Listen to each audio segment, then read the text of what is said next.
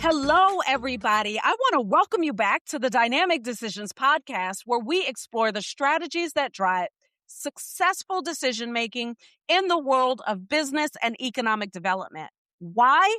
Because the best decisions come from great conversations. I'm your host, Teasha Cable, CEO of C Model Data, and today's guest makes decisions that most of us only see from 30,000 feet. So he sets economic strategy for multiple areas, many residents, and a regional economy that's trying to absorb explosive population and growth.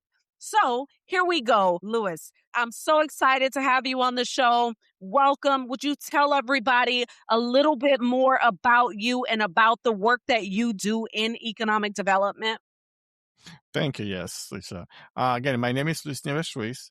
I'm the Director of Economic Development for Council of Governments in Orlando, Florida. And it's really interesting what I do. My title really is Economic Development, but I always call it more like an umbrella. So what I do, on one side, I do a lot of work regarding economic resilience and strategic planning. My main role, I'm the Director of Economic Development District. And that's a partnership with the U.S. Economic Development Administration. And we create the Regional Economic Development Roadmap, which is a comprehensive economic development strategy. Part of my economic work, I do a lot of technical analysis, economic impact analysis on a variety of policy initiatives and new investments. But when I started here 13 years ago, that was my main role. And I've been able to grow my position. I added 2 more sub-departments. So I had a health and food systems initiative, and we've been recognized nationally for our work. We're trying to use food production as a means to generate economic development and the development of distressed communities, revitalization all over our region. And we also started, rather recently, in 2021, a new Brownfields and community revitalization program. We've been able so far to track about $2.2 million in Brownfields grants and technical assistance to help our communities revitalize distressed corridors and properties. This is wonderful.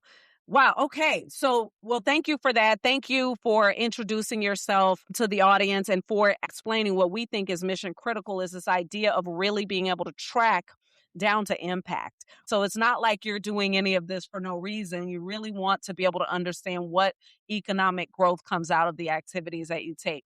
So let's start with, for an organization like yours, these governance challenges that happen. Organizations have real strategic authority here, like this, almost no enforcement authority. So you're coordinating 35 strategy committee members across county lines, political parties, competing interests. Can you walk us through how you turn that into a unified decision to do something and not just a signed document that might sit on a shelf? Yeah, and that's actually the biggest challenge anytime you do any economic development planning. A lot of people come to the table with really good intentions, but what they don't understand is that economic development is a very long-term process. And a lot of the actions that you are really and policy are really fighting for may take years to get implemented. And some people do really, especially in the business world, they can get very frustrated with the process. What I have ended up having to do with my economic development work is, one, trying to find what's going to be my niche and how I can contribute to this whole ecosystem. Yes, I'm doing strategic planning, but maybe the local EDO is also doing some sort of strategic planning. Am I competing with the EDO? How do I differentiate myself from them? Because we're not doing exactly the same thing. Their goal is mostly to attract businesses. My goal is more comprehensive story about how our region can be more competitive. So usually what I'll say my biggest contribution here is that I try to get invited into the room. I try to make sure that I'm in the room having those discussions. I'll give you a good example of that. A couple of years ago, one of our counties had an idea for a transportation referendum.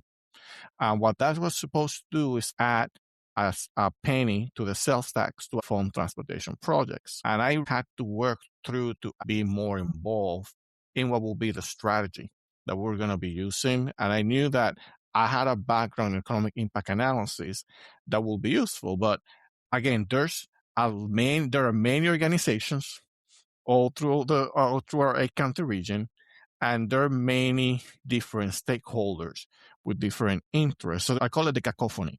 There's a lot of like people talking at the same time.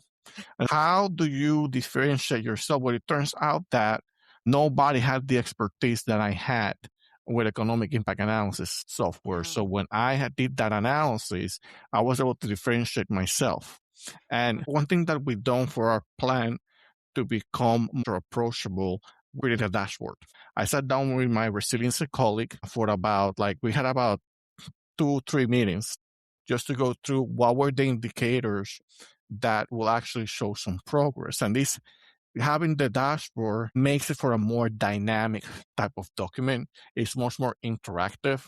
Yeah, do we still have the paper copy? We still have it somewhere, but we definitely, that allows to see live, and we can send people all the time to look at our data. Because what people don't understand too is that while conditions are going to change in the field rather rapidly, the actual structure of how your economy works is going to stay the same. Those aspects are not really going to change. If I prepare an industry cluster study, if I look in 5 years, I may have lost or added a couple of establishments. But if I look at the trends in that industry, they're going to remain the same because they're sort of more like long-term structural conditions that don't change. We're at that point right now in my agency where we've grown so much regarding work. I had an employee that I've been mentoring for the past 5 years. He's going to be transitioning where he's going to be taking care of more of things like the committee and the program obviously reporting. And I'll just take the back seat in that sense and just do more technical work and actually help people develop projects. That's really good. So you're going to become less tactical and more strategic at a Yes. different level, right? Which is always the goal. Hey, so you've been able to pull in a few $1 million in EDA grants, the EPA Mhm. Brownfields grant. So those wins actually unfold over years, as you just mentioned, but your elected officials who back them, for example, they live on a 2 to 4 year cycle. How do you protect momentum of a project like a 10-year type of thing when your political coalition that approved it may not be there at the finish line with you? Like, how do you keep that going? That's certainly a challenge. We have had, especially last election, our council, we got 11 new members out of our 22 board. That's half of our commissioners were completely new.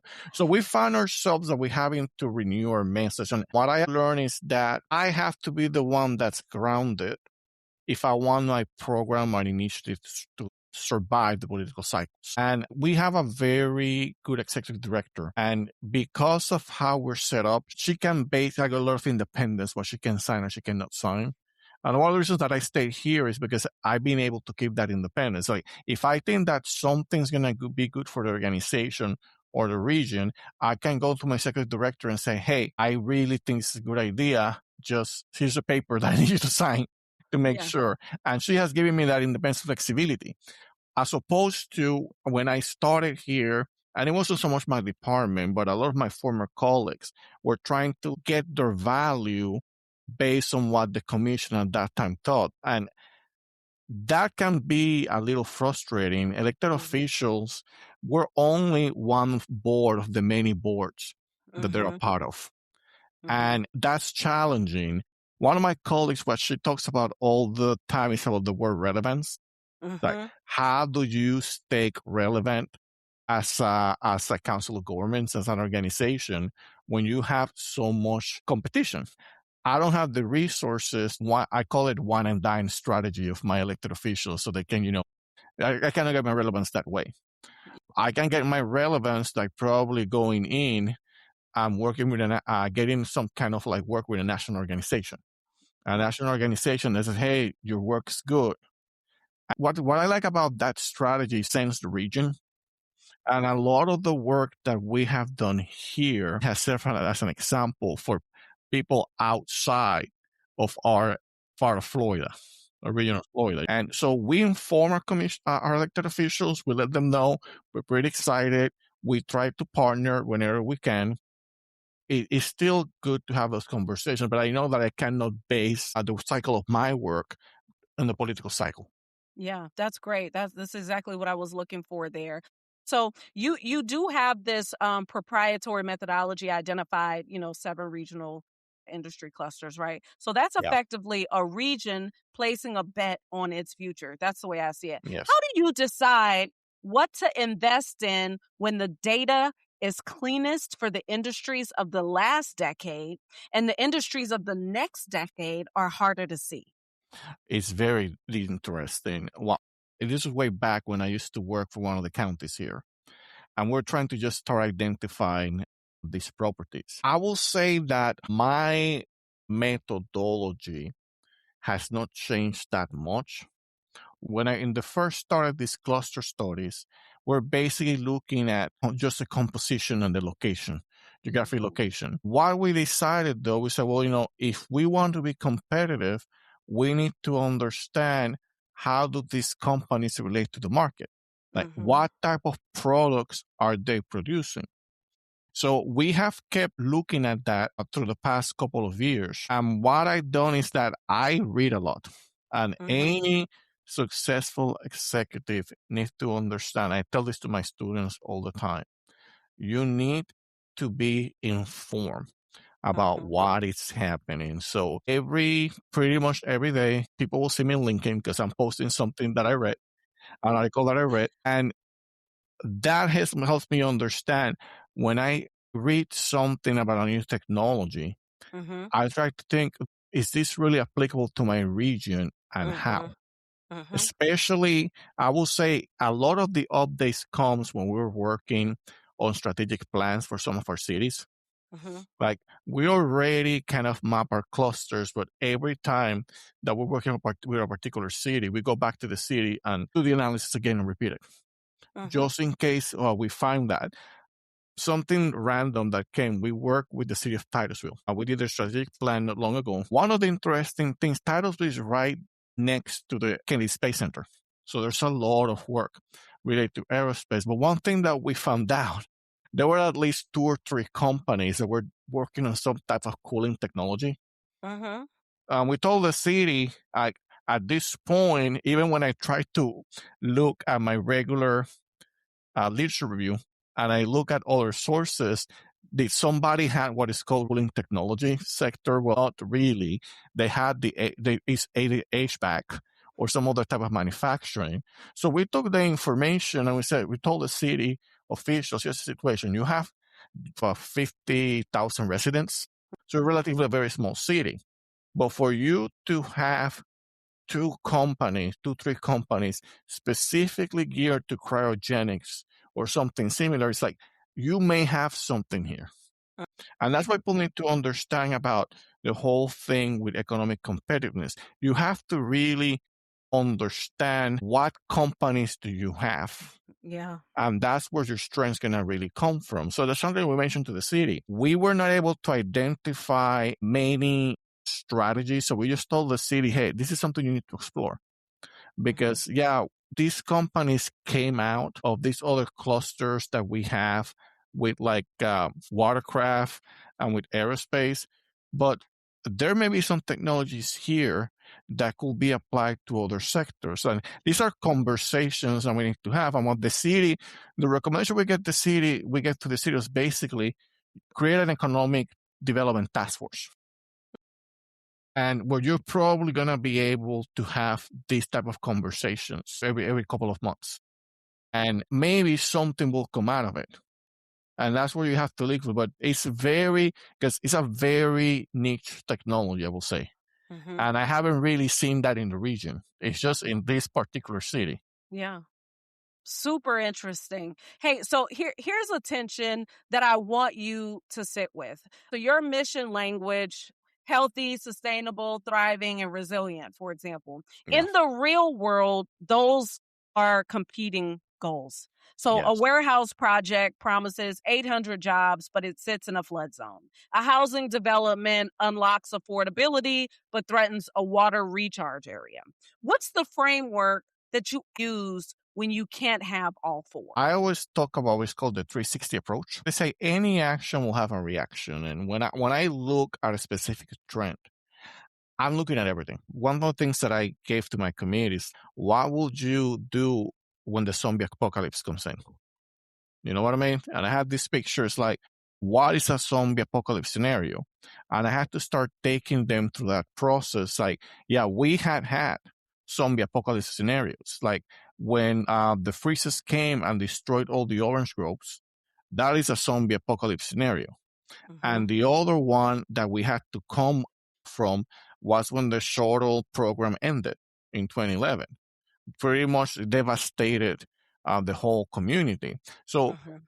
we have to warn ourselves about what will be the consequences of certain events happening and preparing ourselves for that, because our communities are usually not thinking that way. I teach economic development at University of Central Florida. One of the examples that I give is when I was growing up in my town, very small town in west central part of Puerto Rico, nobody was thinking how all these world trends were going to be affecting us.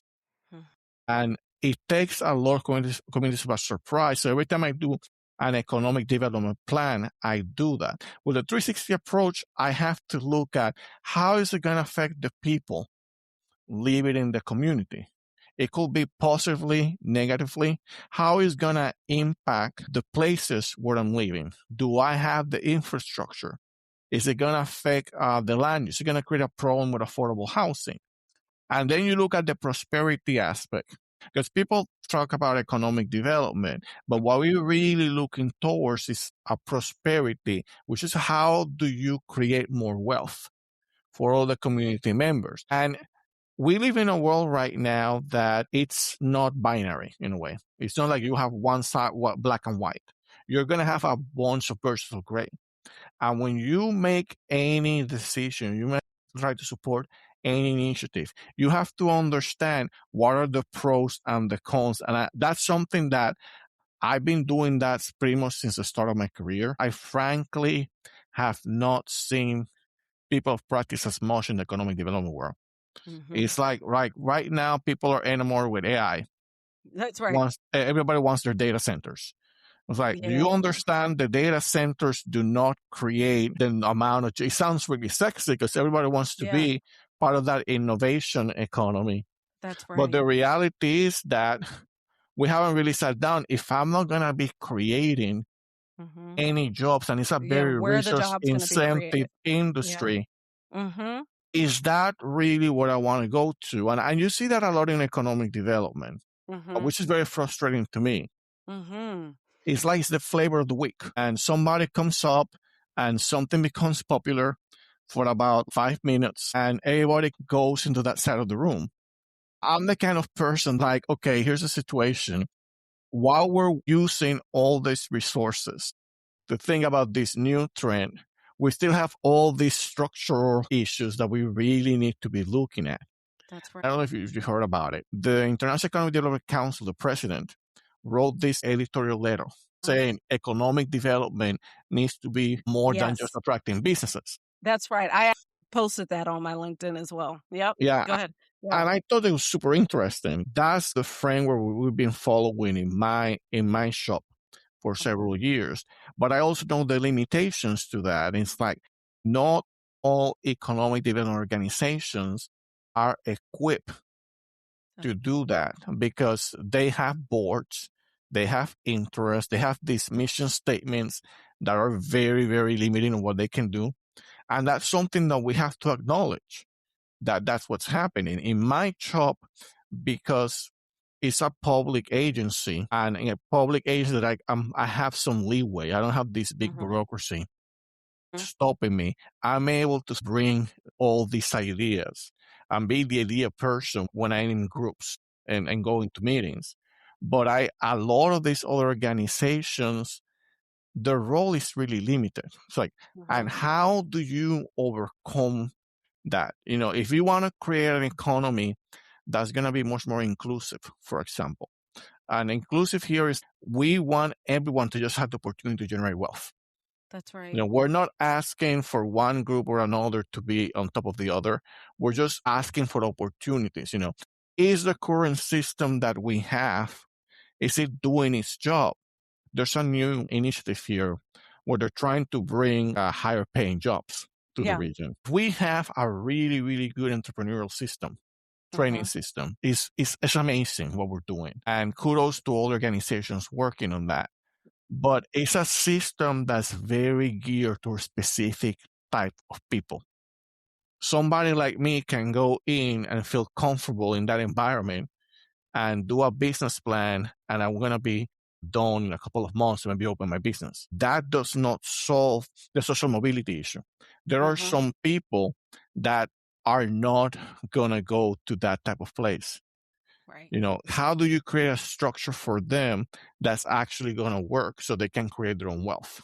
Absolutely. And actually, where you're going right now, I know I'm like, I'm just listening in because it's so good, right? And these are all the things that you want to pull out so that people can start thinking about the economic development process in the right way, right? What's the actual strategy behind how you come in to start to implement? And at the end, what's the ultimate outcome? And in this case, it's always going to be jobs, right? It's always going to be jobs. So one of the things along these lines, you chaired a citizens review panel for human services in Orange County, Yes. right? Yes. You evaluated over 350 nonprofit funding applications in that.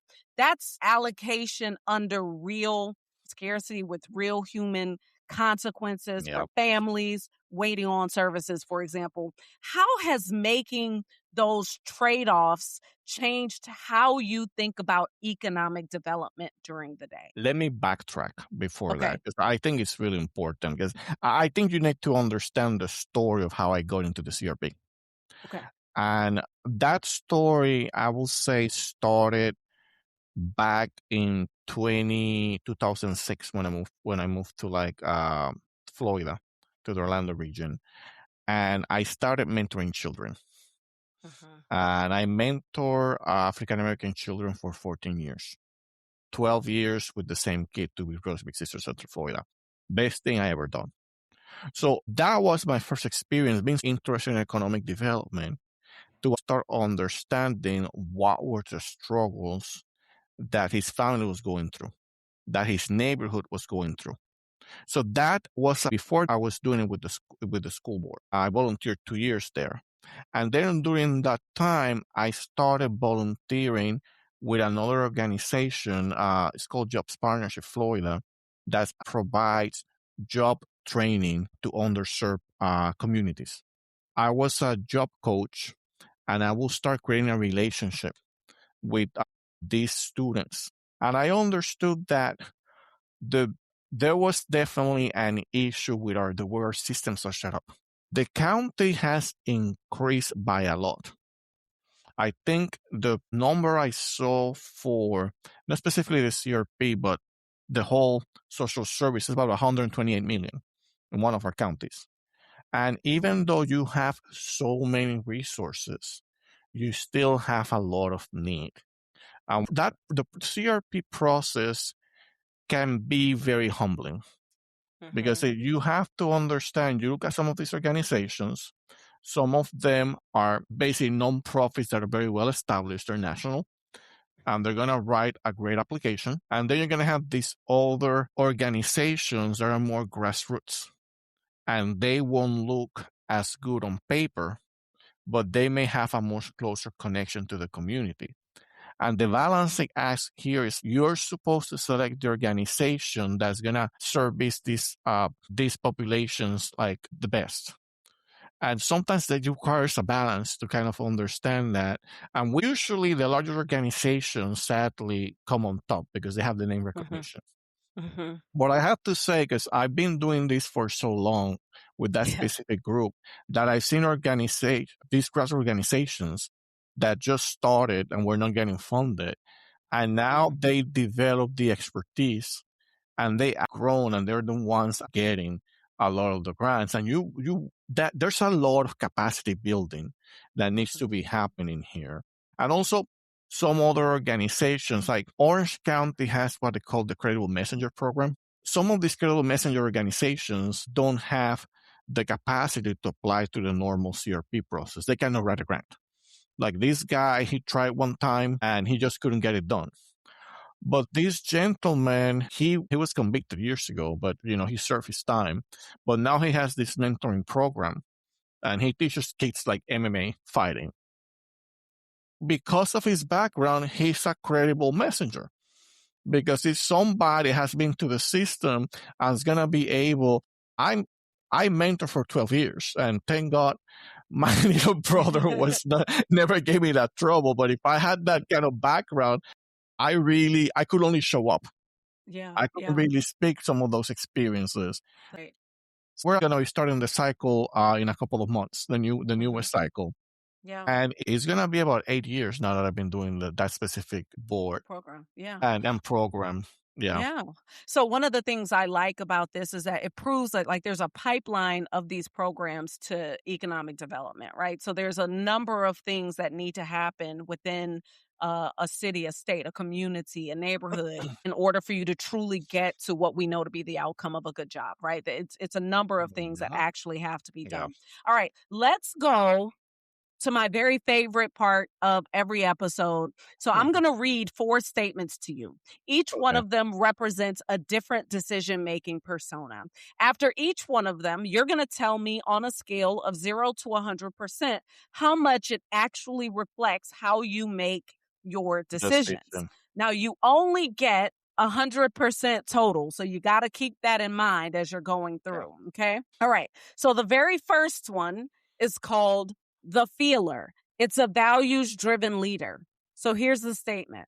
When I'm working on a corridor, I'm not looking at parcel values first. I'm thinking about the families who have lived there for 3 generations, the small businesses that have already survived one wave of disinvestment, and whether this plan gives them dignity and health or just pushes them out for someone else's upside. If revitalization becomes displacement, I failed. No matter what the tax base does, the economic ROI has to follow the community case, not the other way around. Okay, so Luis, how much is that your style on decision making? Because it's my first one. Yes. I can only have 100 points. That's correct. I'm going to give you right now, and I may regret this later, but I'm going to tell you right now a 40%. Okay. Because that's ingrained in what I do, pretty much. Is work here. Wonderful. It's a servant leadership type of like job, vocation. It's how we can use our time and resources to improve somebody else's life. That's very clear to me, but I know I have 3 more, so I'm going to see what the other ones are. All right, here we go. The next one is called the planner. It's a strategic visionary. So I'm not planning for the next election, the next grant cycle, or even the next hurricane season. I'm planning for a community that still has a livable economy in 2075. After sea level rise has redrawn the map and the insurance market has decided where humans are allowed to live, every decision I approve either creates optionality for my successors or quietly removes a choice they were going to need. The 50-year film runs in my head before I sign off on a 5-year plan. Yes, this is tough because you actually, that's an always like you did like my anagram or something like that. So I'm going to say that's 30. Okay. Because that's another thing that I like to do. I like to think of myself that I'm doing this visionary strategic planning type of work. So yes, I will say 30. All right, here we go. It gets even better and more confusing. The next one is called the counter. It's a challenger of assumptions. So most economic development in this country is still built on a 90s recruitment playbook. Yes. Chase the big employer, offer the incentive, cut the ribbon. I think that model is quietly failing, and I'm willing to say so in rooms that don't want to hear it. Food systems are an industry cluster. Resilience is an economic strategy, and a small-scale community asset often outperforms the next corporate headquarters over 20 years. My job is to refuse to accept the orthodoxy just because it's comfortable. and I'm going to give you myself a 15% because I'm Okay. usually the one that's having those comments in the room and putting on the tough questions. Yes. So that's a part of me too. I That's swear that good. you went in my Enneagram or something because this is turning very, very, very personal. Okay, good. I like when that happens. All right, here's the next one. It's called the data driver, an evidence-based operator. So I won REMI PI plus models, CHG inventories, and industry cluster analysis because a strategy without modeling is just an opinion with a nicer font. I want to see the estimated value of the natural system, the projected cost of a 6-foot surge, and the economic multiplier of every intervention before I recommend it. I'll also tell you where the model breaks down because relationships and trust drive outcomes that the math can't capture. The data earns me the right to be in the room. Judgment decides what I do once I'm there. Oof, and I'm glad I left 50% for that because that's my last 15. And it's Okay. also something that we do here. When we started my job, we actually wanted to become some sort of like a regional think tank. In a way, we Yeah. still are. I spend a lot of time creating data, and I tell all my young colleagues, it's like this is what AI is not going to be able to do is Right. sit down and look and create new reads of information that are not available in the internet. Right now, that's not what 100%. they're going to do. It's like That's if you're right. doing fast food assessment and you're looking at 100 businesses and you're like verifying them and you're classifying them and you're finding nobody is going to be able to do that right now. That's right. Just you, if you have the skill. AI is not there. That's So right. we do that all the time. I'm a data person for everything that I do, but I'm Yeah. a big feeler. So feeler, like servant leadership, that's the most important one. So I think I did a decent job You classifying did. myself within these like 4 categories that are so integral to who I am, you know? You did great. And it's supposed to be, there's a little balance. And then sometimes on your team, there are people that play, certain other roles outside of what your space might be. So, for example, you might be more feeler and someone on your team is really counter. And so you Yeah. build around that kind of thing. So 40% feeler, 30% planner, 15% counter, 15% data driver. I love it. Luis, you have given us a masterclass today and thinking in decades while acting in quarters. That's essentially the way that I think about what you just said today. So I have one last question. Yes. For the local business owner or the community leader who knows things are shifting under their feet, what is the one decision that they should be making right now to be ready for what's coming? I think the easiest thing you can do, it's just you have to understand where that inner strength or that inner knowledge comes from. I knew where I was sitting, and I had a former intern that told me, "It's like, oh, Luis, I always respected you because you knew that where you were. There was this aspiration to go somewhere else, and a lot of people don't figure that. So be sure where plant your feet and reflect about where you are, and use that as a way to say how I'm going to be building this vision of who I want to be. I was building something. I was basically planting the roots of where I'll be when I reach my 40s. And now people call me all the time. Oh, you're such a great leader. I love you. It took a lot of hard work and a lot of reflection. Sometimes, especially if you're a community leader, especially if Mhm. you're a person of color, sometimes the doors are not going to open for you. And we have to acknowledge that. And we're in an environment where people don't want to acknowledge that. But you're going to have to find how you're going to pull that inner strength from where you've been, where your Mhm. struggle been, what type of relationship you did. And you're going to use that, have a vision of where you want to be in a couple of years. Mhm. A lot of times you will start new projects that will go nowhere, Mhm. and you're going to plant a lot of seeds. That's how I call it. And a lot of seeds are not going to grow, That's right. but some of them will.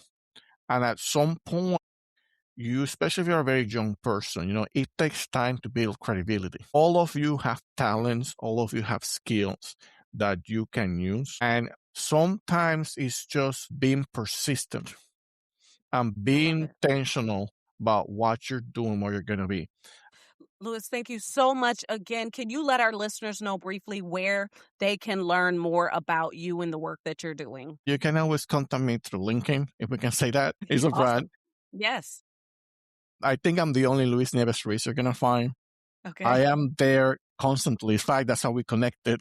That's It's right. was through LinkedIn. And That's I would right. say that's the best thing you can do. Open a LinkedIn profile and not just open it, be active and engaging. You Yeah. don't have to create your own. Creating your own brand doesn't mean that you're going to be posting your own thoughts all the time. No, nobody Yeah. has time for that. That's right. Sometimes So you're going to share what's share coming what's from others. happening. Yeah. Share what's So thank happening. you.